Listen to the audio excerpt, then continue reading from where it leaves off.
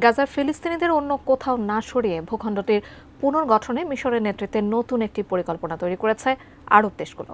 এই পরিকল্পনা অনুযায়ী যুদ্ধবিধ্বস্ত গাজার পুনর্গঠন ও পুনরুদ্ধার প্রচেষ্টায় আগামী 10 বছরে প্রয়োজন হবে প্রায় 53 বিলিয়ন মার্কিন ডলার।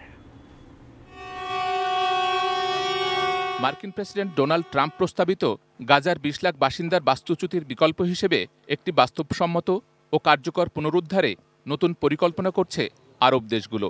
গাজার জনগণকে তাদের মাতৃভূমিতে রাখতে বিকল্প এই পরিকল্পনার নেতৃত্বে রয়েছে মিশর।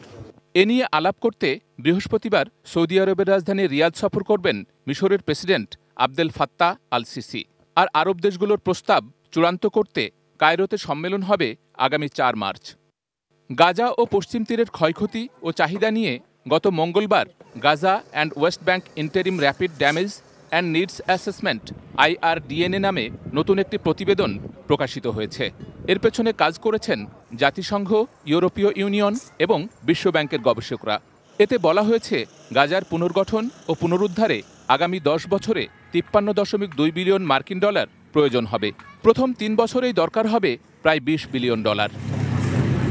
একনল হ্যান্ড ওয়াশ 100% প্যারাবেন ফ্রি, তাই নিরাপদ হাতের জন্য আস্থা রাখুন একনলে। 2023 সালের 8 অক্টোবর থেকে 2024 সালের 8 অক্টোবরের মধ্যবর্তী সময়ে গাজায় ইসরায়েলের যুদ্ধে 49 বিলিয়ন মার্কিন ডলারের সমপরিমাণ সম্পদ ধ্বংস করেছে ইসরায়েল। 15 মাসের যুদ্ধে গাজায় ইসরায়েলি হামলায় সবচেয়ে বেশি ক্ষতিগ্রস্ত হয়েছে আবাসন খাত।